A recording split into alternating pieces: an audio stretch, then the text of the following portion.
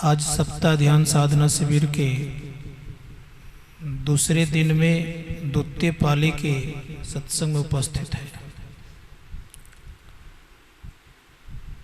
विषय बना है आपका नाम भजन।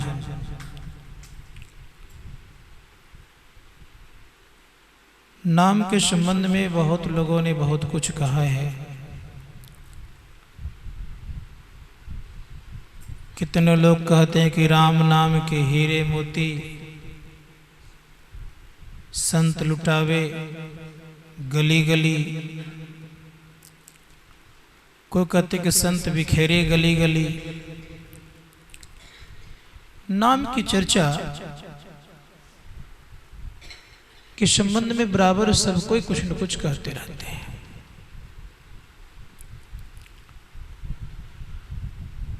संत महात्मा गणों ने कहा है कि नाम एक आधार है, सर्वाधार से मिलाने के लिए एक प्रकार का फाउंडेशन तैयार करता है, जिसको हम नींव कहते हैं।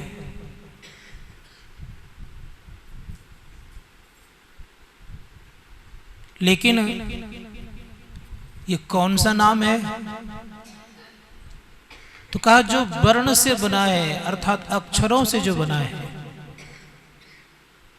जिसको हम मुंह से जीवा से बोलते हैं। यद्यपि हम लोगों ने सुना है कि हरि का 1000 नाम हुआ करता है,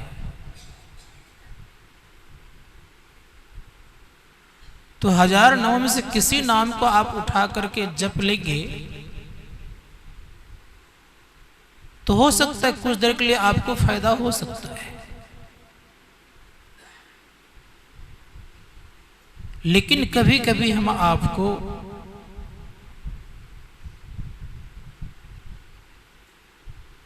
उसी प्रकार से स्थिति हो सकती है हम आपके जीवन में, जैसे मेडिकल में सारी दवाइयां रोग निवारण के लिए ही है। अब पेट में दर्द है, कोई दवाई उठा के खा लेंगे तो शायद हानि भी हो सकती है आपको। संत महात्मा गण तक ठीक उसी प्रकार से जीवन में याद रखिएगा, सब नाम परमात्मा के हैं, इसमें कोई संदेह नहीं है। लेकिन संतों ने कहा उसी नाम का सुमरण करना चाहिए जिस नाम को साधु महात्माओं ने सुमरण किया है। इसीलिए कहा कोटि नाम संसार में ताते न मुक्ति होए। करोड़ों नाम संसार में, इनसे मुक्ति होने वाला नहीं है। का आदि नाम जो गुप्त जब बूझे बिरला को, का कोई कोई जानता उस नाम को। इसीलिए प्रयास करना हम लोगों को चाहिए, उस नाम की तरफ बढ़ना चाहिए। वर्णात्मक नाम जप जप करके लोग खूब जप करते हैं। अगर आप जिनके जप करते हैं, मैं एक संकेत रूप में बता रहा हूं कि अगर आप इस जीवन में लगभग 13 करोड़ अगर जाप कर लीजिएगा तो अपने इष्ट को आप खूब बढ़िया से देखने लग जाइएगा। उनसे जो काम करवाना है करवा लीजिएगा, उनको जो कुछ कहिए करने के लिए वो कर देंगे, वो किसी भी काम में रुकेंगे नहीं। लेकिन इतने में तो आप लोग जरूर कुछ न कुछ प्रसन्न हो गए। 13 करोड़ ही तो है, ज्यादा तो नहीं है। लेकिन कभी विचार किए हैं कि 13 करोड़ को जपने में कितना दिन लगेगा? अगर आप प्रत्येक दिन 20,000 जपते हैं मंत्र, तो आपको लगभग 70 से 80 साल लगेगा, तब 13 करोड़ मंत्र आपके पूरे होंगे। तब उस अवस्था तक आप पहुंचेंगे। ये वर्णात्मक जप है। लेकिन दूसरे शब्दों में महायोगी गोरखनाथ जी महाराज कहते हैं कि अगर व्यक्ति प्रत्येक श्वास में जप करते हैं तो उनसे भी कुछ न कुछ फायदा होता है। कहा एक मनुष्य के अंदर में, स्वस्थ मनुष्य के अंदर में 1 मिनट में 15 बार श्वास निकलता है, और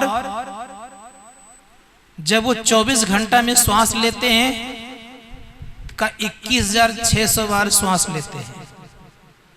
इस गणना से अगर गणना करते हैं तो संत महात्मा गण कहते हैं कि उनके जीवन में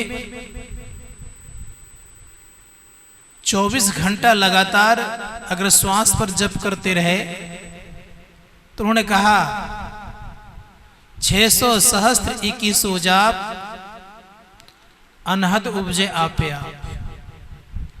अनहद शब्द मिलेगा लेकिन अनाहत नहीं मिलेगा। संत महात्मा ने कहा अनहत और अनाहत में बहुत फर्क है।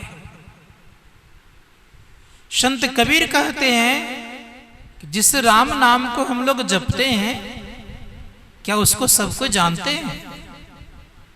का राम राम सब कोई कहे, नाम न चिन्ह है कोई नाम को नहीं पहचान सकते। नाम चिन्ह सदगुरु मिले नाम कहा वैसे। नाम को चिन्हने वाला कुछ सदगुरु का प्यारा ही हुआ करता है। संतों ने कहा कि बहुत प्रकार का नाम है, इसलिए नाम पर आज ध्यान देंगे थोड़ा सा। बहुतों ने नाम को तारा, इसमें कोई संदेह नहीं है, लेकिन किस नाम ने तारा है इस पर विचार किए कभी? हम लोग भी राम नाम जपते हैं और तुलसीदास जी महाराज भी राम नाम ही जपते थे। दोनों में फर्क क्या? फर्क है उन्होंने उस राम नाम को सिद्ध कर लिया था, हम लोगों का राम नाम सिद्ध हुआ नहीं। अंतर का अंतर यह है कि जो व्यक्ति साधना करते हैं तो लोग 4 तरह से जपते हैं। बृहदारण्यक उपनिषद में आया है कि मंत्र लोग 4 तरह से नहीं 14 प्रकार से जपते हैं। वो लंबा व्याख्या उधर संभव नहीं है। तो कहा कि 14 तरह से जाप करते हैं, लेकिन फिर करते हैं, कहते हैं कि मुख्यतः 4 ही तरह से ठीक से लोग जपते हैं। 4 में से श्रेष्ठता बता रहे हैं। कह रहे हैं कि सबसे जो निम्न श्रेणी का जाप करने का तरीका है वह है वाचिक, जो बोल बोल करते हैं। देखते होंगे बहुत लोग बोल रहे हैं, कुछ लोग माला भी घुमा रहे हैं। खाइए निम्न श्रेणी का है, सबसे निचले पैदान पर है। इसके फायदा कितने होते, लाभ कितना होता? तो कहा लाभ होता है इसका, मात्र में अगर 100 जाप कर रहे हैं तो बहुत कम आपको लाभ मिलेगा। लेकिन इससे थोड़ा ऊपर है। इससे थोड़ा ऊपर कौन सा है? का इससे थोड़ा ऊपर है आपका उपांशु। का उपांशु जाप से लाभ का इससे वे 10 गुना श्रेष्ठ है। किससे? वाचिक से 10 गुना श्रेष्ठ है उपांशु। उपांशु किसको कहते? बोल बोल को जपने को वाचिक कहते हैं, जिसमें जिह्वा हिले, ओठ हिले, उंगली भी चलती रहे, इसे हम क्या कहते हैं? उपांशु। दूसरे कोई सुने नहीं, लेकिन स्वयं ओठ हिला रहे हैं, जिह्वा हिला रहे हैं, तो संतों ने कहा इसमें 10 ज्यादा श्रेष्ठ है। किससे? वाचिक से। फिर बारी आती है श्वास जप का। तो यहां पर वर्णन थोड़ा दिया है उन्होंने, कहा इसमें 1000 गुना श्रेष्ठ है। यहां 10 कहा, यहां सीधे 1000 आ गया। श्वास जप कैसा?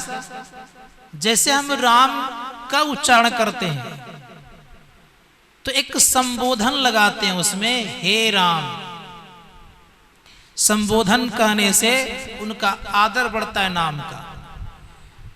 केवल आप राम राम कहेंगे तो मंत्र पूरे नहीं होते, क्योंकि आर्त भाव नहीं रहता, संबोधन नहीं रहता। इसी कारण से उसमें हे लगाते हैं, हे राम। और हे राम जब लगाया गया तो मंत्र भी पूरे हो गए, संबोधन भी हुआ और पुकार भी हो गया।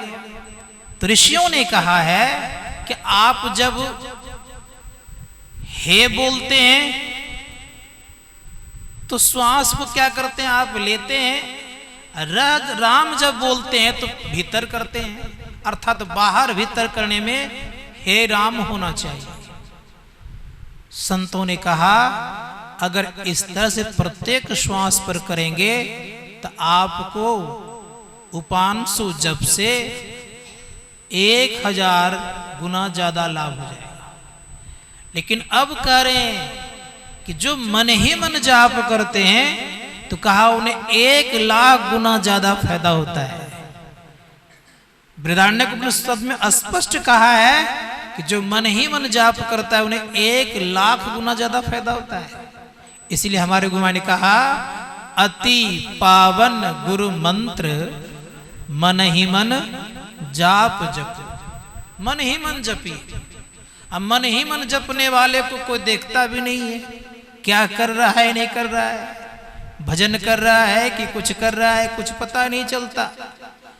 लेकिन भीतर भीतर अपना काम कर। लाभ कितना? लाभ भी इतना कि इतना किसी मंत्र में लाभ है ही नहीं।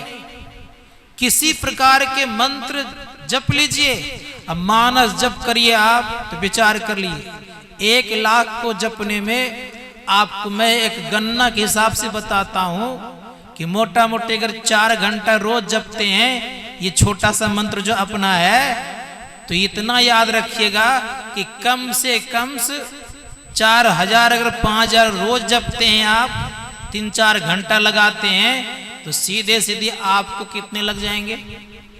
जोड़ लीजिए 1,00,000 जपने में कितना लग जाएगा, अर्थात 5-6 अर्थात 5 मानता हूं तो 20 दिन आपके लगेंगे। और यहां क्या करें कि अगर मनयोग पूर्वक आप अगर मंत्र जपते हैं मानस तो 1,00,000 गुना लाभ होता है। इसीलिए संत महात्मा गण कहते हैं अब मानस जप कैसे जपना चाहिए। परम संत तुलसी साहब से पूछिए कि आप भी तो जपे हैं, कैसे जपते थे? तो उन्होंने बड़ा सुंदर शब्द कहा। उन्होंने कहा कि पकड़ी पट पीयू पीयू करे। ध्यान दीजिएगा थोड़ा सा, बहुत लोग जाप करते हैं कब पट को पकड़िए। पट किसको कहते हैं? ऋषि मुनिगण कहते हैं कि पट कहते हैं पर्दा को। कौन सा पर्दा पहले है? मन से हम मंत्र जपे, लेकिन पकड़ना किससे है? तो संत महात्मा गण कहते तुलसी साहब करें कि दृष्टि से मन, दृष्टि से उस पट को पकड़ना चाहिए। अर्थात कहने का भाव ये हुआ कि दृष्टि को आप एक जगह रखें और मन से आप मंत्रावृत्ति करें। तो महर्षि श्री परम जी महाराज कहते हैं मन से मंत्रावृत्ति कर इष्ट विग्रह ध्यान जो। संत महात्मा गण कहते हैं कि मन से मंत्रावृत्ति करनी चाहिए। आपने क्या किया? दृष्टि को अगर नचाने लग जाइएगा तो मन भी भागने लग जाएगा। दृष्टि थोड़ा सा इधर या उधर होगा तो आपका जप नहीं होगा। उदाहरण रूप में आपको देता हूं, जब हमारी वृत्ति जब बाएं तरफ सक्रिय हो जाता है तो याद रखिएगा सक्रिय होते ही आपके जीवन में आलस आ जाता है। आपका सिर झुकने लग जाता है, आप तंद्रा अवस्था में चले जाते हैं। और तंद्रा अवस्था में जाते ही आपके मन में होता है कि हम तो जगे ही हैं, लेकिन उसमें सुनते भी हैं और नहीं भी सुनते हैं, अर्थात भूलते भी हैं और कुछ ख्याल भी रहता है। तो इस अवस्था का नाम है तंद्रा। कहाँ गए आप? तो आप चले गए बाएं तरफ, अर्थात तमोगुनी वृत्ति हमारी हो गई। और तमोगुनी वृत्ति हो गई तो हम बहुत अधिक आलस्य में चले गए, नींद में चले गए, प्रमादी स्थिति हमारी बन गई। परिणाम ये हुआ कि घंटों देर तो हमने बैठा, घंटों देर बैठने के बाद भी मिला क्या हाथ में? संत महात्मा गण कहते हैं केवल नींद से हम लोग उठ गए। ऋषियों ने कहा कि ये मंत्र जपने का तरीका नहीं। अब दूसरी बात यह है कि जस्ट बायां के बगल में दायां है, अगर दायां में चले गए तो नाना प्रकार का गुनावन होगा। यहां तक मैं सुना है जीवन में कोई कोई अपने से भी खूब झगड़ा करता है, कोई कोई अपने परिवार से मन ही मन खूब झगड़ा करते रहता है। बैठा है क्या करने के लिए? जप करने के लिए, लेकिन खूब झगड़ा करते अपने आप में। वहां कोई नहीं है, लोग देखेंगे तो कहेंगे ये तो ध्यान कर, लेकिन वहां कर क्या रहा था? संत महात्मा गण कहते ये किधर गए आप? कहा ये हम चले गए दायां तरफ, अर्थात हमारी वृत्ति किधर हो गई? संत महात्मा गण कहते हैं कि दायां तरफ होने के नाते हमारी ये स्थिति हो गई। लेकिन जो साधक, सदैव याद रखिएगा, जो साधक मध्य में रहेंगे, जिनकी वृत्ति मध्य में और एक ही जगह टिकी रहेगी, तो सदैव याद रखिएगा उनसे खूब बढ़िया से जप होगा। और जब तक उनकी वृत्ति उस जगह तक टिकी रहेगी तब तक वो खूब बढ़िया से जप करते रहेंगे। और जप करते करते वही व्यक्ति एक न एक दिन अपने अंदर में हूबहू अपने इष्ट को उगा लेते हैं और उनका काम आगे बढ़ना शुरू हो जाता है। तो प्रयास करना होगा कि हम लोग को जपना होगा। अब रह गई बात यह कि रामचरितमानस कहता है कि नाम का सुमरण कीजिए। क्या कहा रामचरितमानस ने? का सुमरिये नाम रूप बिनु देखे, आवत हृदय विशेष अभिलेखे। कह रहे हैं कि नाम का सुमरण कीजिए। किस तरह से? का बिना रूप को देखे, नाम का खूब बढ़िया से जप करिए। यहां तक कहा कि नाम एक प्रकार का क्या है? तो कहा एक देहरी है, अर्थात देहरी पर कभी दीपक रखे? हमें याद है एक बार मैं अपने लॉज में रह रहा था, तो एक ही दीपक था, दोनों तरफ उजाला चाहिए था, तो देहरी रखा तो उधर भी और इधर भी। ठीक उसी प्रकार से याद रखिएगा, भीतर उजाला अगर करना चाहते हैं तो सदैव ख्याल रखना होगा कि आपको इधर और उधर दोनों तरफ उजाला मिलेगा। मतलब क्या हो गया इसका? अगर आप जप करते हैं तो जप करते करते जो आपको शक्ति आएगी, उस शक्ति के आधार पर आपकी स्थिति यह बनेगी कि शक्ति जो ही आपकी अंदर आई तो बाहर भी काम करेगी। इसलिए संत महात्मा गण कहते दोनों जगह अर्थात दोनों लोक में उजाला चाहते हैं तो आपकी ऐसी स्थिति होनी चाहिए। अर्थात यहां तक कहा गया कि शरीर के अंदर भी आपको सुख और बाहर भी सुख। किसके आधार पर? का नाम के आधार पर। नाम के संबंध में बहुत महात्माओं ने बहुत कुछ कहा है। एक पुस्तक है, वो केवल मंत्र संबंधित बातें उसमें कही जाती है। उसमें स्पष्ट कही गई है कि जो व्यक्ति मनोयोग पूर्वक मंत्र को जपते हैं तो जपते जपते वो व्यक्ति मंत्र को सिद्ध कर लेते हैं। तो पूछा गया उन व्यक्तियों से कि मंत्र जब सिद्ध कर लेते हैं तो क्या स्थिति होती है? तो कहा गया, रामचरितमानस भी कहते हैं कि नाम के जपने से अनिमा आदि सिद्धियां प्राप्त हो जाती है। अर्थात जितने प्रकार के सिद्धियां देखते हैं नाम से प्राप्त आपको हो जाएगा।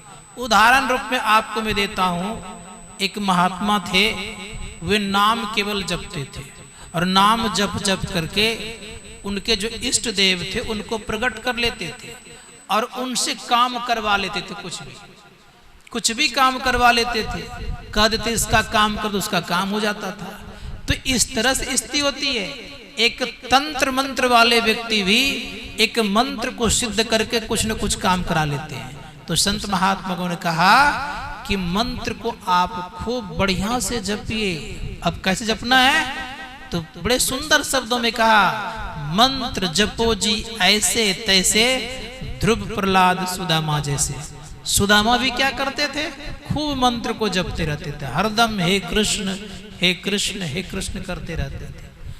यहां तक हम आप जानिए कि प्रहलाद की भी यही स्थिति थी, ध्रुव की भी यही स्थिति थी। सब कोई जप करते थे, लेकिन जप करते करते हम लोगों को ये ख्याल रखना पड़ेगा कि जप के साथ साथ आपका मन और दृष्टि रहना चाहिए। अगर जप के साथ मन और दृष्टि नहीं रहेगा तो मुख से जो केवल बोलिएगा तो वो लाभदायक नहीं होगा। इसलिए संतों ने कहा कि केवल मुख से बोलने से नहीं होगा। एक बार की बात बताता हूं, एक भजनानंद नाम करके कोई महात्मा थे, अच्छे भजनिक थे, भजन करते थे। वो भजन करते करते करते करते जाते आते रहते थे। संजोग से ये हो गया कि एक दिन उनका सफर था जंगल होकर के। अब जंगल होकर के सफर था तो करते क्या, जंगल में चलना है और संध्या का समय, रात्रि का आगमन निश्चित रूप से हो ही गया था। परिणाम ये हुआ कि भूतों ने एक खूब बढ़िया से खेल खेल रहा था। एक सुंदर सा व्यवस्था करके अपना काम कर रहे थे, आनंद कर रहे थे, आनंद विनोद में लगे हुए थे। इसको देखा और देखते ही कहा, कहाँ जा रहे हो? तो ये उस साधक की स्थिति अच्छी थी कि भूत प्रेत को पहचान लेते थे। परिणाम ये हुआ, पूछा उनसे कहाँ जा रहे हो? तो कहा कि जा रहा हूं अमुक जगह। तुम लोग ये क्या कर रहे हो? तो प्रेत कहता है, ये घटना सुना रहा हूं मैं, प्रेत कहता है कि कल हमारी बच्ची की शादी है। प्रेतों की भी बच्ची हुआ करती है, शायद होता होगा शायद। तो कहा हमारी बच्ची की शादी है। कहा कहां से तुम्हारी बच्चे की शादी होगी? विवाह किनके द्वारा हो की जाएगी आपकी बच्चे की? तो प्रेत कहता है कि अमुक सेठ का पुत्र का मरण होगा, उनकी मृत्यु होगी, वे प्रेत बनेंगे, उसी के साथ में अपनी बच्ची की शादी कर दूंगा। अब ये बेचारे भजनिक थे, भजन करते थे बढ़िया, तो उन्हीं के उनको जाना था। तो उन्हीं के यहाँ गए, कहा सुनो जी, तुम अभी से ये जो मैं मंत्र बता रहा हूं इसको खूब तुम जपो। वो खूब जपने लग गए। और जपने लग गए तो उनकी जो मृत्यु कल होने वाली थी, मृत्यु टल गई। अब मृत्यु जब टल गई तो बिल्कुल जब टल गई तो उधर से वो आ रहे थे, तो सारे प्रेत बैठ करके एक ही जगह रो रहे थे।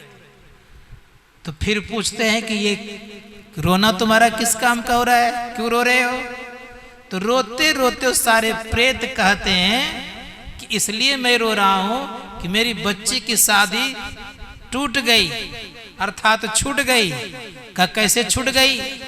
तो कहा एक महात्मा उसके गया और उस महात्मा ने क्या उसको बता दिया जो कि वो मरे नहीं और मेरी बच्ची की शादी बिल्कुल नहीं हुई। तो नाम जब आप जपेंगे तो सदैव याद रखिएगा कि जो प्रेत बनने वाले होते हैं या प्रेत जोनियों में जाने वाले होते हैं उनसे आप बचेंगे। इसीलिए नाम जपिए।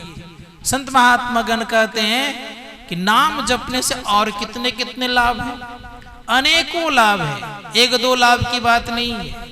ऋषि मुनिगण कहते हैं कि नाम में और कुछ कुछ फायदे हैं। क्या क्या फायदा है? आज हमारे महात्मा गण जानते हैं कि नाम को किस तरह जपना चाहिए। मीराबाई नाम जपती है, किस तरह से नाम जप रही हो? मीराबाई कहती कि इस तरह से मैंने नाम जपी है कि मुझे हर जगह केवल श्याम ही श्याम दिखते हैं। इसलिए मीराबाई कहती है कि भाई सुनो, जित देखूं तित श्याम मैं, जिधर मैं देखती उधर श्याम ही श्याम दिखते हैं और कुछ नहीं दिखते हैं। इसलिए नाम में बड़ा ही फायदा है, ताकत भी है। दूसरी बात रह गई यह कि नाम जपना असली तप है, याद रखिएगा। ये जो हम लोग बैठ रहे हैं 1.5, 2, 3 घंटा एक समय में, या दिन भर में 5 वक्त और 3 वक्त सत्संग में, ये एक तप कर रहे हैं। और इन तपों में अगर जिनका खूब सुंदर से जप होता होगा, ये विशेष तप और होता होगा। किस प्रकार से? संत महात्मा गणकतर गुरु महाराज की वाणी में है, गुरु महाराज की वाणी में है, गुरु जाप जपन साचो तप सकल कार्य सारणम। गुरु का जो जाप है ये सच्चा तप है, इस सच्चे तप को मनोयोगपूर्वक करना चाहिए। अब रह गई बात यह कि मंत्र जो जपते हैं साधक, तो जाप करते करते उनके अंदर में सिद्धियां तो आती ही है, तप भी होता है, लेकिन तप के साथ साथ एक विशेष चीज क्या होता है? तो संतों ने कहा कि एक विशेष फायदा ये होता है कि नाम अगर ठीक ठीक जो जप लेते हैं तो कुछ भी कर देते हैं। जैसे एक बूढ़ी माँ थी, घर गृहस्थियों में रहती थी। लोग कहते हैं कि केवल साधुओं में ताकत है, सो बात नहीं है, गृहस्थों में भी ताकत हुआ करता है। घर गृहस्थी में रह करके भी जो ठीक से जाप ध्यान करता है उनमें शक्ति आती है। वो जप ध्यान करती थी, और जप ध्यान करती थी तो संजोग से संध्या का समय था, वो जप करने के लिए बैठ गई। उनका एक छोटा सा बालक था, वे खेलने के लिए जा ही रहा था, जैसे था तो माँ कहती है कि बेटा ऐसा है कि गाय के नाद में घास नहीं होगा, तुम घास उठा कर जरा दे देना। कई दिन का पड़ा हुआ घास था, संजोग से उसमें एक विषधर सांप घुस करके पड़ा हुआ था। जैसे बेचारे ने घास को उठाया, एक विषधर सर्प ने उसको दंश कर लिया। अब दंश जैसे कर लिया तो परिणाम ये हुआ कि वहीं बेचारे गिर गए। अब गिर गए तो उस बेचारे की समझिए कि हालत खराब ही नहीं, अर्थात तो मृत्यु के घाट पर वो चले गए, लगभग मोटा मोटा समझिए मृत्यु की तरफ पहुंच गए वो। अब आसपास के पड़ोसी देखते हैं कि बच्चा पड़ा हुआ है, छूते छाते हैं शरीर तो बिल्कुल ठंडा दिख रहा है। उसकी माँ को जाके खबर देती हैं पड़ोसी, कहती हैं कि आप बैठ के जप कर रही हैं, आपका बच्चा देखिए वहां पड़ा हुआ है। माँ आती है, रोती धोती नहीं है, देखिए नाम पर कितना भरोसा और विश्वास है। उठा करके घर ले जाती है, जो जप करना था वो जप कर ही रही। थोड़ी देर और करने के बाद परिणाम ये हुआ, उठती है, हाथ में जल लेती है और कहती है, जिनका जप कर रही थी, कहती है कि मैंने जितना जाप जपी है उन जपों में से एक जप के प्रभाव से ये बच्चा जीवित हो जाए। उसके चेहरे पर अर्थात मुख पर जो ही जल को छिड़कती है, बच्चा उठ करके बैठ जाता है और परिणाम ये होता है कि उनका सारा दुख दूर हो जाता है। तो जप में ये ताकत है, ये तो समझिए आपका एक मानस जप हुआ, अर्थात ये समझिए कि वर्णात्मक जप हुआ। वर्णात्मक जप की ये स्थिति संत महात्मा गण कहते कि हम लोग इतना जानिए अच्छी तरह से कि वर्णात्मक शब्दों की स्थिति बनती है। वर्णात्मक शब्दों से हम लोग सारा खेल खेलते हैं, वर्णात्मक शब्द के द्वारा हम लोग बोलते हैं, लेकिन ध्वन्यात्मक शब्द हम बोल नहीं सकते, उसको हम वर्णन नहीं कर सकते। इसीलिए हिंदी भाषा में 2 शब्द आया है, एक सार्थक और दूसरा निरर्थक। सार्थक शब्द जो होता है ये साधारण शब्द है, याद रखिएगा, जो हम लोग बोलते हैं चलते हैं, ये सार्थक शब्द है, इसके कुछ न कुछ अर्थ निकलते हैं और निकालते भी लोग हैं। यहाँ तक याद रखिए एक एक शब्द पर लोग बहुत कुछ बोल देते हैं, सार्थक शब्द पर, लेकिन निरर्थक शब्द पर कोई कुछ बोल नहीं सकते, उसको हम आप समझ भी नहीं सकते। जैसे आप ध्यान दीजिएगा, लेकिन उसका भी बड़ा महत्व हुआ करता है, इतना महत्व होता है उसका कि वर्णन से बाहर। जैसे आपने नाम सुना होगा तानसेन का, हरिदयास बाबा का चेला का नाम था तानसेन। हरिदास महाराज एक बार संजोग से जंगल पार कर रहे थे, तो जंगल में ये जो तानसेन था ये बाघ का बोली बोलना जानते थे। तो बाघ का बोली बोलना जानने के कारण ये दहाड़ लगाया इनको देख करके। तब वो देखता है कि जंगल तो बिल्कुल साफ सुथरा है, कहीं कुछ नहीं है, तो बाघ की बोली कहां से? जब पता लगाया गया तो ये सुंदर बाघ का आवाज निकालने वाला लड़का के संबंध में जान गया कुछ कर सकता है। तानसेन के पिता के पास जब हरिदास बाबा गए, कहा कि इस बालक को हमको दे दीजिए।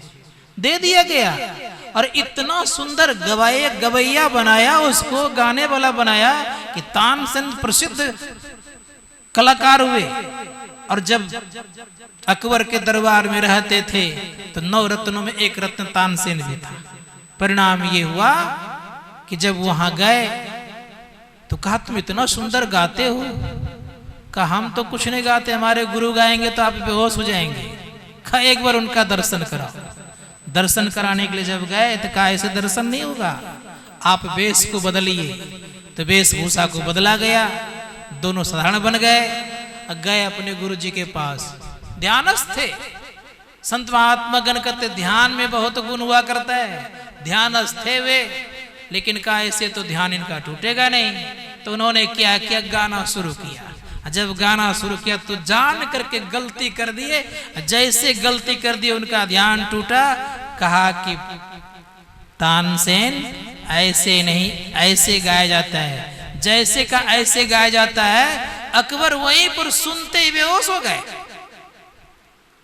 जब वो होश में आया तो होश में आने के बाद बता रहा हूं तो तानसेन से कहते हैं कि क्या गाया पता भी नहीं चला, इतना बेहोश हो गए। तो ये है ध्वन्यात्मक शब्द। संत महात्मा गण कहते हैं यद्यपि ये बाहरी शब्द है, बाहरी यंत्र के द्वारा गाया गया। अब रह गई बात यह, संत महात्मा गण कहते निरर्थक शब्द है ये। लेकिन संतों ने कहा इससे फायदा क्या होता है। और सुनिए, कभी कभी सुने होंगे आप लोगों ने राग के संबंध में कई प्रकार के राग होते हैं, जिसमें से एक दीपक राग हुआ करता है।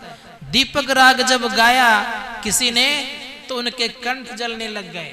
फिर उसने क्या कि दूसरे व्यक्ति ने एक वर्षा राग गा दिया तो परिणाम यह हो गया कि उनके कंठ की जो जलन थी वो बुझ गई। संत महात्मा गण कहते हैं आग उनकी बुझ गई। तो संतों ने कहा कि ध्वन्यात्मक शब्द से बहुत फायदा होता है। इसलिए संत महात्मा गण कहते हैं कि ध्वन्यात्मक शब्द से बड़े बड़े लोग काम कर लेते हैं। जैसे हारमोनियम, किसी का मन बहुत खराब है, मन बहुत विचलित है, बहुत मानसिक पीड़ा से पीड़ित हैं बेचारे, अगर उनको कोई संगीत सुनाया जाए, हारमोनियम की गान सुनाया जाए, विद्या सुनाई जाए तो बड़े आनंदित हो जाते हैं। हम लोग झूमते भी हैं। कभी कभी देखे होंगे, सुने होंगे, देखते होंगे जब कलाकार सब आते हैं भजन इत्यादि गाने के लिए तो इतना नहीं कुछ कहता है करने के लिए आपको, तब भी वो गाना और धुन देना शुरू कर दे तो कितने को देखा हो कि पैर भी उनके थिरकने लगते हैं, देह भी हिलने लगता है। ये कौन सा शब्द है? ये सार्थक शब्द नहीं है, निरर्थक शब्द है, अर्थात ध्वन्यात्मक शब्द है। संत महात्मा गणों ने कहा कि उसी प्रकार से याद रखिएगा, एक शब्द नीचे से उत्पन्न होता है और एक शब्द ऊपर से आता है। जो नीचे से ऊपर, नीचे शब्द आता है ऊपर की तरफ बढ़ता है, इस शब्द को आहत शब्द बोलते हैं, अर्थात ठोकर लग लग करके आता है। याद रखिएगा, क्योंकि नाभि से वह शब्द उठा हृदय में आया, हृदय से उठा तो कंठ में आया, और कंठ से पार जब किया तो बैखरी वाणी के द्वारा बाहर निकल गया। ये शब्द है। लेकिन संत महात्मा गणों ने कहा एक ऊपर से शब्द आता है जो कि बिना ठोकर लग कर के आता है, कहीं ठोकर नहीं लगता है, उसी को हम ध्वन्यात्मक शब्द कहते हैं। इसी नाम का जप ने सुमरण किया था। संत कबीर साहब कहते हैं इस नाम का सुमरण कैसे किया जाएगा? तो कहा सुमरण सुरती लगाए के मुखते कछु न बोल, बाहर के पट बंद कर अंतर का पट खोल। कहा कि इस नाम का सुमरण करने के लिए संतों ने कहा कि बाहर के पट को बंद करने पड़ते। कौन कौन पट है बाहर में भाई? हमारे गुरु महाराज कहते 3 पट है बाहर में। पहला है आंख, दूसरा है कान और तीसरा है मुख। इसीलिए कहा कि तीनों पट को बंद करना चाहिए। आंख कान मुख बंद कराओ, अनहद झिंगा शब्द सुनाओ। जो ये तीनों को बंद करता है उन्हीं के अंदर में अनहद शब्द निकलता है। इसलिए शास्त्रकार कहते हैं कि नाम को खूब बढ़िया समझिए। ये नाम कैसा? ऋषि मुनियों ने कहा कि ये नाम को साधारण नाम नहीं है। इसी नाम को कहा उल्टा नाम जपत जग जाना, वाल्मीकि भय ब्रह्म समाना। ये उल्टा नाम है। इसी को संत कबीर साहब ने कहा आदि नाम पारस है, मन है मैला लो, अपरसत ही कंचन भया, छूटा बंधन मोह। इससे मोह आपके छूट जाएंगे, सारे बंधन से आप मुक्त हो जाएंगे। संतों ने कहा इस नाम को आपको जपना पड़ेगा। इसी नाम को जिन जिन लोगों ने जाना वो अमर हो गया। संसार में कहीं अमरता होने के लिए अमृत नहीं है। अगर कहीं अमरता होने के लिए अमृत होता तो सदैव याद रखें सबके सब अमर हो गए होते। लोग कभी कभी कहा करते कि स्वर्ग में अमृत बसता है। पुराणों में बहुत प्रसिद्ध कथाएं हैं कि देवताओं के पास अमृत है और अमृत होने के नाते वो पी पी करके अमर हो चुके हैं। लेकिन मैं इतना जरूर जानता हूं और आप लोग भी मानते हैं इस बात को कि अगर देवताओं के पास अमृत होता तो विचार करके देख लीजिए, वो हम आपके घरों में फिरते रहते नहीं, वो डर के मारे भागते फिरते नहीं। किनसे भागे? आपको कथा मालूम है कि विरोचन से बहुत दिन तक तो भागे रहे, स्वर्ग छोड़ दिए। तो अमृत नहीं है, और जो अमृत है वो अमृत कैसा है? ऋषि मुनियों ने कहा वो अमृत आपका दीर्घजीवी होने वाला है, लेकिन दिव्य जीवी जीवन नहीं बनाने वाला है वो। संत महात्मा गण कहते हैं कि संसार में कई अमृत नहीं है। कभी कभी लोग कहते हैं कि अमृत चंद्रमा में बास, ये शरद पूर्णिमा आ रहा है ना, शरद पूर्णिमा तो ही है। लेकिन लोग क्या करते पता है, मैं भी वैसा किया हूं, इसमें कोई संदेह नहीं है। खीर बना करके कहाँ छत पर रख दिया जाए आराम से, और चंद्रमा का जब प्रकाश पड़ेगा तो क्या होगा, वो खीर अमृत हो जाएगा। उसको खाएगा तो लोग क्या करेगा, कहता अमर हो जाएगा। लेकिन याद रखिएगा उससे एक रोग भी आपको छूटने वाला नहीं है। एक बार नहीं, मैं बहुत बार किया हूं जीवन में, कहां कुछ हो पाया। संत महात्मा गण कहते हैं कि वहां भी अमृत अगर होता तो चंद्रमा घटता और बढ़ता नहीं। ऋषि मुनिगण कहते कहीं अमृत नहीं है। इसलिए संतों ने कहा अमृत है बातों की बात, अमृत है संतों के पास। कहाँ है अमृत? का संतों के पास है। वो कौन सा संतों के पास अमृत है भाई? सब संतों के पास भी अमृत नहीं हुआ करता, याद रखिएगा। किन के पास होगा?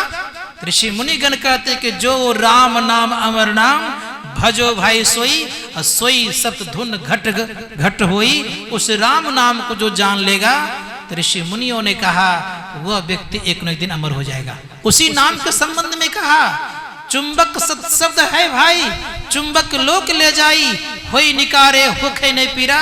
सत शब्द जो बसे शरीरा, जो सबके शरीर में बसता है, उस राम नाम को जो निकाल लेता है, ऋषि मुनिगण कहते हैं कि वही व्यक्ति अमर हो जाता है। उस अमरता को प्राप्त करने के लिए क्या करना पड़ेगा? संत महात्मा गण ने कहा कि उस अमरता को प्राप्त करने के लिए ध्यान करना पड़ेगा। कैसा वो नाम है? तो संत कबीर साहब कहते हैं जो कोई निर्गुण दर्शन पावे, क्या करना पड़ेगा? का प्रथमे श्रुति जमावे, तिल पर मूल मंत्र कहलावे। जो व्यक्ति चाहते हैं कि निर्गुण दर्शन करने के लिए, तो उन व्यक्तियों को चाहिए कि कहाँ दृष्टि को जमाना पड़ेगा? कहा उन व्यक्तियों को दृष्टि जमाना पड़ेगा। कहाँ? का तिल पर। का तिल पर जो दृष्टि को जमावेगा उन व्यक्तियों को मूल मंत्र मिलेगा। कौन सा मूल मंत्र मिलेगा? संसार में मूल एक केवल परमात्मा का जो आवाज है, जो परमात्मा से आवाज निकली है, जिसको हम सार शब्द कहते हैं, वही मूल है। बाकी के सारे मूल अर्थात सार नहीं कहलाता। इसलिए हमारे गुरुआनी कहते हैं सत्य शब्द, उसी को सत्य शब्द का, सत्य शब्द धर कर चल मिलन आवरण सारे पार में। सारे आवरणों के पार में जाने वाला अगर कोई नाम है, यही सत्य शब्द है। इसलिए संत महात्मा गण कहते हैं इस नाम की विशेषता क्या है? इस नाम की विशेषता यह है कि उसमें तीनों गुण समान रूप से रहता है। कौन कौन गुण रहता है? का शीतलता भी रहता है, तेज भी रहता है, और उष्णता भी रहता है। उदाहरण रूप पे आप देखिए, गोस्वामी तुलसीदास जी महाराज कहते हैं, बंदो राम नाम रघुवर को, हेतु कृषाणु भानु हिमकर को। कहा उसमें क्या क्या है?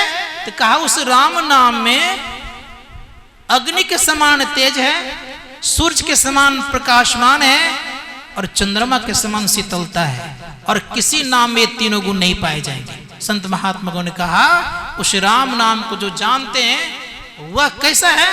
तो कहा वो गुणहीन है, उसमें कोई गुण नहीं है। संसार के समस्त नामों में गुण, याद रखिएगा, सब में गुण है, लेकिन परमात्मा के राम नाम में कोई गुण नहीं है। इसलिए हम लोग को भरोसा और विश्वास रखना चाहिए कि परमात्मा के गुणों को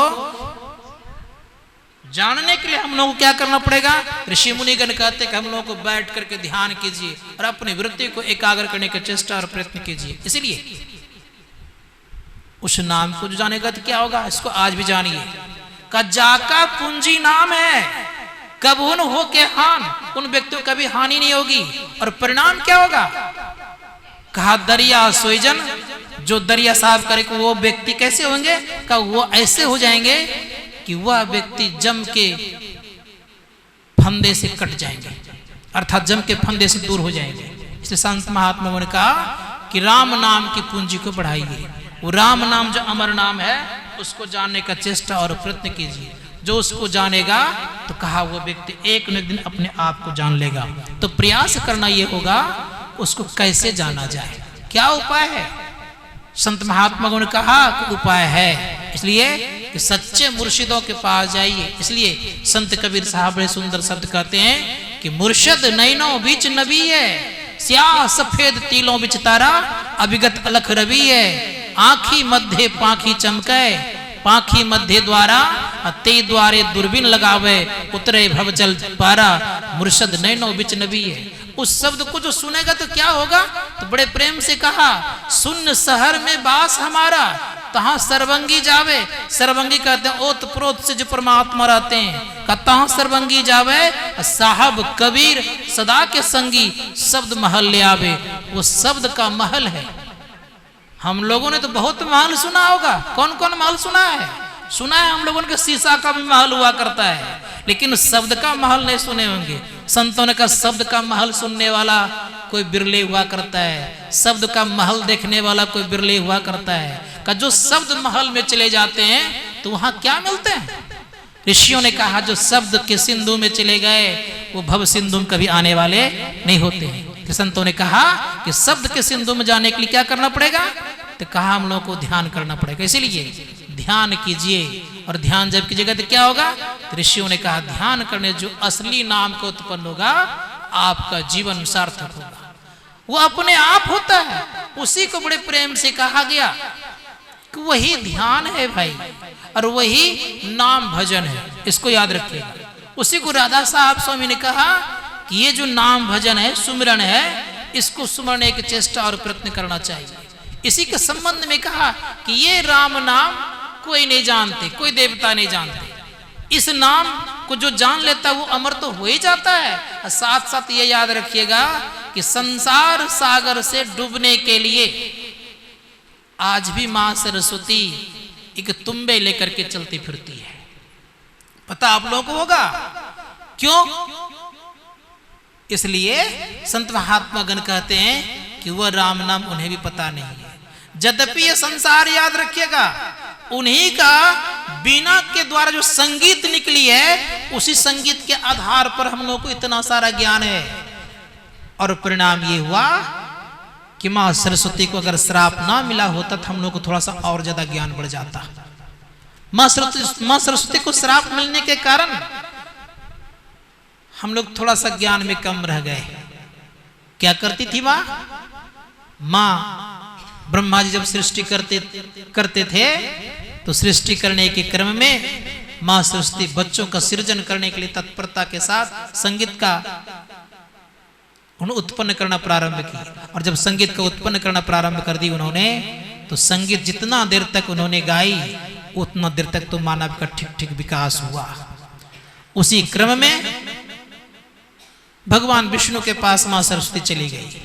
जब चली गई तो परिणाम ये हुआ कि वहां मां गंगा बैठी हुई थी और मां लक्ष्मी चरण दबा रही थी। अब ये दोनों आपस में बात कर रही थी, सरस्वती मां पहुंच गई, दोनों में कोई खड़े नहीं हुए, क्योंकि दोनों में चल रहा था कब से कि मैं बड़ी कि मैं बड़ी। तो सरस्वती कहती कि तुम लोगों को कुछ समझ में बात नहीं आती। का क्या हो गया? कहा हम आए तुम लोगों से मैं बड़ी हूं और फिर भी तुम हमें देखकर कुछ बोली नहीं, अभिवादन भी नहीं की, कुछ नहीं की। तो लक्ष्मी मां कहती तुम काहे को बड़ी हो? कैसे तुम बड़ी हो गई? दोनों में बात छिड़ गई। अब बात जब छिड़ गई तो परिणाम ये हुआ कि गंगा ने श्राप दे दिया। जैसे मां गंगा ने श्राप दिया, कहा जाओ तो धरती पर बहेगी, तो नदी रूप में आकर धरती पर बही। और जब बहने लगे नदी रूप पर, तो सरस्वती मां पीछे क्यों रहेगी? उन्होंने कहा तुम्हें भी श्राप देती हूं, तुम भी धरती पर आजीवन बहती रहेगी, जब तक धरती रहेगी तब तक तुम बहती रहेगी। ये बेचारी डर के मारे चली गई बड़े प्रेम से ब्रह्मा जी के पास, उनके कमंडल में जाकर छिप गई। आइए चली गई कहां? धरती पर। लेकिन दोनों का समन्वय कैसे हो? ये मां सरस्वती स्वर्ग कैसे आवेगी?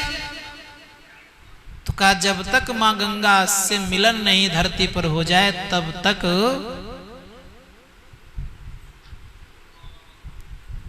स्वर्ग नहीं जा सकती सरस्वती। अब परिणाम क्या होगा? कि जाके तो छिप गई वहां, ब्रह्मा जी कुछ तो कह नहीं सकते। परिणाम ये हुआ नारद जी लगाए। देखिए संसार सागर से निकालने वाला कोई न कोई होते, संत ही हुआ करते, दूसरा कोई नहीं। संत महात्मा ग्रंथ क्या किया उन्होंने? लगाया एक बहुत सुंदर तरीका। क्या तरीका लगाया? सगर के 60,000 पुत्र थे। परिणाम ये हुआ सगर के 60,000 पुत्र होने के नाते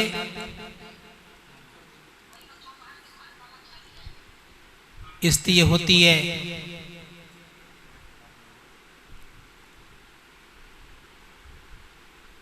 नारद जी गए वहां, सगर से कहा कि आप एक काम करिए। कहा क्या? कि आप जग करिए। जग करने के लिए उनको उसका दिया। का कौन सा जग? का अश्वमेध यज्ञ करिए आप। अश्वमेध यज्ञ में घोड़ा छोड़ा जाता है। बुद्धि लगाया खूब बढ़िया से, क्योंकि मां सरस्वती को मां कहते हैं और उनकी मां भी हैं। मां को स्वर्ग लाना है, पिता उदास रहा करते थे। तब परिणाम ये हुआ, कहा ठीक है, लगा दिया तरीका। लगा दिया। जब घोड़ा छोड़ा गया तो नजदीक में आ गया। नजदीक में आ जाने के बाद वो लोग सोचा कि अब तो पहुंचने वाला ही, कल पहुंच ही जाऊंगा। आराम से लोगों ने खाया पिया, आराम करने लग गए। जब आराम करने लग गए तो नारद जी बैठने वाले तो थे नहीं। इसने क्या किया? चले गए स्वर्ग और इंद्र से कहा कि देखते क्या यज्ञ पूरा होने वाला है, कहीं अगर यज्ञ पूरा हो गया तो तुम्हारा स्वर्ग गया। अब डर के मारे क्या करेगा? कहा क्या करना चाहिए? कहा कि अभी मौका है, घोड़ा किसी तरह छिपा दो। इंद्र ने क्या किया? उस घोड़े को चुरा करके कपिल भगवान के यहां जाके बांध दिया। अब बांध दिया तो क्या करेगा? पूरा खोजा, सब जगह खोज लिया, कहीं नहीं मिला। अंत में पताल जब चले गए तो पताल में देखते हैं कि भगवान कपिल ध्यान कर रहे हैं और घोड़ा वहां बंधा हुआ है। भला बुरा इतना कह दिया कि उनकी दृष्टि खुली। और दृष्टि जब खुली तो सगर के 60,000 पुत्र जल करके राख खा गया। अब क्या होगा? अब उनके पूर्वज लगे तपस्या करने के लिए। अंशुमान, दिलीप सबने तपस्या की। सब जब पस्त हो गए तब अंत में भगीरथ तपस्या करने लगे और तपस्या करके गंगा से वरदान प्राप्त करके तैयार तो हो गए। लेकिन गंगा एक बात कहती है, कहा मैं धरती पर तो जाऊंगी लेकिन तुम्हारा कार्य नहीं हो पाएगा। कहा क्यों? कहा मेरा वेग इतना तीक्ष्ण और तीव्र है, मैं सीधे धरती को फोड़कर पताल चली जाऊंगी। उस परिस्थिति में तुम क्या करोगे? मेरा वेग संभालने वाला धरती पर कोई नहीं है। ब्रह्मा जी ने कहा कि देखो भगीरथ, तुम्हारा काम केवल गंगा से होने वाला नहीं है। कहा तब क्या करो? कहा तुम शिव की तपस्या करो। शिव को प्रसन्न किया उन्होंने, और शिव को जब प्रसन्न किया तो शिव ने कहा कहो गंगा को उतरने के लिए। इस जोगी बाबा ने क्या किया? खूब बढ़िया से बड़का जटा फैला दिया। अब जब जटा फैला दिया, जैसे उनके मस्तिष्क पर गंगा उतरी, तत्क्षण अपने जटाओं से उनको समेट करके अपने में बांध ली। अब गंगा कहती है कि मैं तो भगीरथ के कार्य से आई हुई हूं और आप मुझे यहां बांध के रखे हैं। तो एक धारा उन्होंने छोड़ दिया। जैसे एक धारा छोड़ा तो धरती पर महात्माओं की तो कमी नहीं। परिणाम ये हुआ, वहां से जब चले तो हिमालय पर से जैसे उतरती है तो देखते नीचे में 7 जटाधारी महात्मा बैठे हुए। गंगा सोचती एक जटाधारी बाबा जी के चक्कर में मैं रही तो बहुत दिन तक जटा में घूमती रह गई। यह तो 7 जटाधारी हैं, तो सबों का चरण पर छालन करती हुई आगे बढ़ती है। ऋषिकेश होते होते हरिद्वार, बनारस पार करते करते आ गए भागलपुर। भागलपुर में एक सुल्तानपुर है शायद, कि क्या नाम है, सुल्तानगंज नाम है। सुल्तानगंज में एक महात्मा रहते थे और उसी महात्मा ने क्या किया, पूरे के पूरे पानी पी गए। कुटिया और कमंडल बहा देने के कारण उन्होंने भी क्या किया, कहीं तो कहता है कि कान के द्वारा, कहीं कहता है जांग के द्वारा। तो उन्होंने पुत्री समझ करके उनका एक नाम भी रखा गया, जाह्नवी नाम गंगा के एक है। तो उसी ऋषि की पुत्री बन करके वो धरती पर आई फिर। और जब बहती बहती जब गई, कहाँ, हर तीर्थ बार बार और गंगा सागर एक बार वहां भी ध्यानाभ्यास हुआ जाए नहीं, तो वहां पर दिमाग लगाया गया और सागर के सारे 60,000 पुत्रों का जब उद्धार हो गया, ये जाके हिमालय खाड़ी में जाकर के विलीन हो गई। संत महात्मा गण कहते हैं ये प्रभाव बीच में सरस्वती बहती थी, उनसे मिली और उसी क्षण सरस्वती चली गई कहाँ, स्वर्ग, और ये धरती पर बहती रही और आज तक बह ही रही है।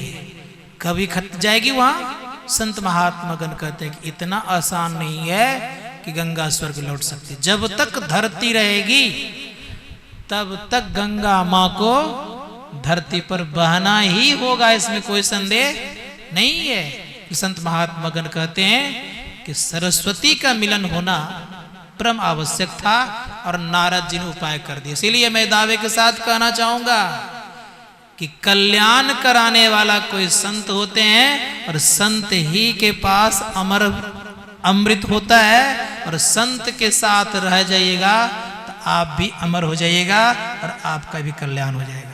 संत महात्मा गण कहते हैं कि खूब बढ़िया से राम नाम को जानिए। राम नाम कौन सा? जिस राम नाम में जिह्वा, ओठ, मन, बुद्धि, चित्त और अहंकार का कोई स्पर्श नहीं है, उस राम नाम को जो जानेगा वही अमर हो जाएगा। संत महात्मा ने कहा उसी राम नाम को जानने के लिए हमारे गुरु महाराज कहते हैं कि वो राम नाम कैसा है। तो बड़ा सुंदर शब्द कहा कि मेहंदी में लाली, घीव दूध में, फूल में बास समान हो राम राम।